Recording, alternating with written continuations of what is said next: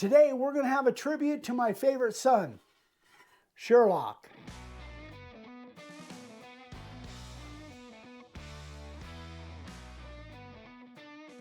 So before you guys get on me, that was Ryan's idea to do the intro that way. I thought it was kind of funny. So today we are making a sign using the template of the month for May of 2024. And we're using two sizes of fatty font, 1.5 and 2 inch. There'll be links in the description below for everything we're using, including the bits and all the stuff. So I'm excited about doing this one. Let's get to it. So this is a really small sign. It's only about 4 inches by 18 approximately, and it's one line of lettering. Now something like this, if we were selling on site, say for maybe between $30 and $40, depending on where you're at. So because it's only got one line but two sizes of lettering, you want to do your layout based on the largest letter. So Dad took the S, which is the biggest one, it's 2 inch, and he made sure there's even space on top and bottom, and he made his marks with the little adjustable square so he knew where the line was going to go. Then what he did is he measured on both sides to make sure that there's equal distance between the K and the end of the board and then the template and the end of the board. Once he has his line drawn and his measurements on either side, then all you got to do is make sure that your lettering has even spacing in between them. Now because this template has a little bit of a bow, we somehow misplaced our bench cookies, but Dad just used a board and two little clamps to hold that template flat on the board as he was spraying his primer. Also notice as he's spraying, it's even short little spurts, and his can is about, I don't know, maybe a foot away from the board to make sure he's not knocking those letters all over the place. Hey guys, one quick second. If you find value in what we're doing a lot of videos, we've got a lot of projects coming up. We would really appreciate it if you would subscribe to the channel. Click that little bell icon. You don't want to miss the stuff we got coming up. Now Dad started off with a carving liner bit at 1/8 of an inch deep. This is our fine detail bit, and 1/8 of an inch deep is as deep as you want to go in one pass. And that's with pine, which is what this is. If you're carving hardwoods, you want to go less than that. Or if you do go 1/8 of an inch deep, say an oak or walnut or something like that, just be very, very careful. This bit is awesome for fine detail, but because it has such a sharp point, it is susceptible to breaking off if you go too fast, too deep, or in super hard wood. Some of these lines Dad might have been able to do with the profile bit, but maybe not. There's kind of a gray area, like this big one right here he just did. So if it's wider than you actually have to go with a carving liner, follow one side, go all the way down, then come back and trim it up.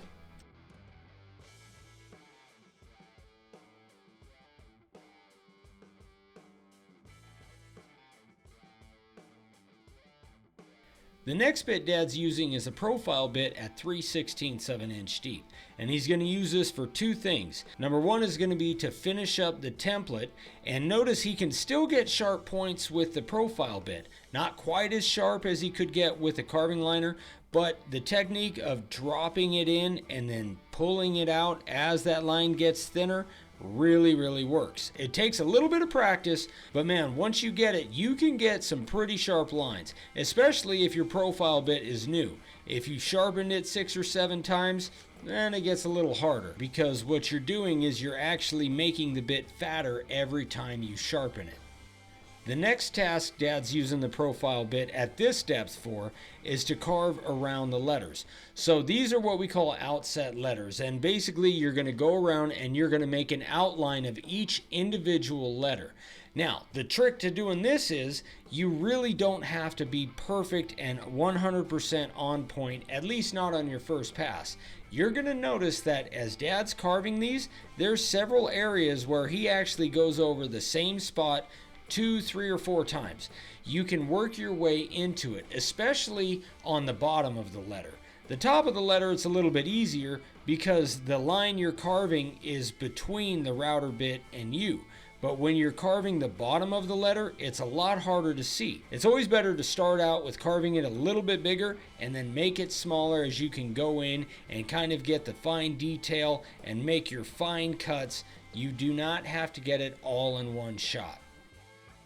Something you guys might have noticed is that we already have an edge on this board. So when Dad and I go and carve on site, we prep all our boards. We get them cut to size, we usually put a chamfer on them, and we actually spray the sides too. Because if you're carving on site, that's one less step you have to do when you have people waiting to buy signs.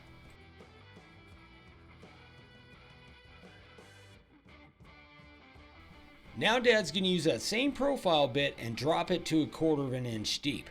Another option you have, let's say you have a profile bit that's been sharpened 10 times, so it's actually quite a bit fatter. You can always put that bit in to do this step too. So he's just making the line bigger around the letters, because what he's going to do is come back next and carve around that and carve in between everything. If you don't give yourself enough room, it gets really challenging to get all that black out of there, to get all the wood out of there without nicking the stuff that you don't want to nick. This is one of those steps that honestly kind of sucks because it seems like you're repeating yourself, but it will save you a ton of time. The last bit Dad's using is our 90-degree bit at 1/4 of an inch deep. This is for what we call cleanup or background, and he's going to go around and make a shape, what we call the cloud, around the lettering, and then carve everything out that's left in that cloud.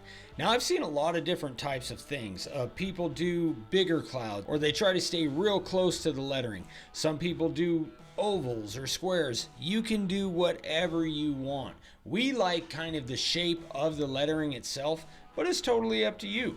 And then once Dad has that cloud, then he's just going to go in and take out everything inside the cloud and make sure that it's all down below the surface. This is a step you do not want to skip. Take a stiff bristle brush and man, brush the crap out of that thing, because last thing you want is for chips to fly out after you've sprayed and sanded. Once it's all carved and brushed, then Dad's going to use the primer and spray it. Now this is pine, and for some reason this one didn't have any clear on it, so it did bleed a little bit. A good tip is, if you're going to use pine, put a couple coats of clear before you even start to eliminate that bleeding. Now once it's dried, which only took a couple of minutes, Dad's going to use a 60 grit disc and get the majority of the black off. And something we started doing in between sanding with a 60 grit and sanding with a 120 is we're blowing it off. Because if you try to sand with the fine grit over what was already sanded without blowing it off, then it can actually grind some of that dark sawdust back into your clean white board.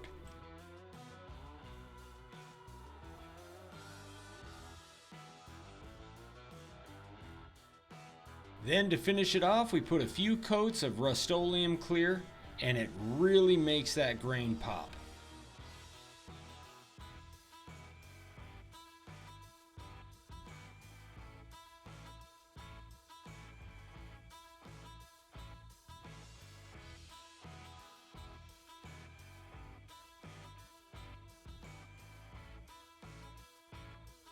I really love the way this thing came out. I think Vicky will like it too.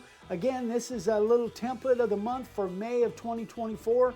It's named Sherlock, obviously. So in case you guys don't know, the monthly templates and the monthly stencils are free to the premium members and executive members. So you can see in the description below details on all the memberships. Had a lot of fun making this one, guys. Thanks so much for watching. If you have any questions, email me, eric@makeawoodsign.com. Have a great one, guys. We'll see you on the next one. Bye-bye.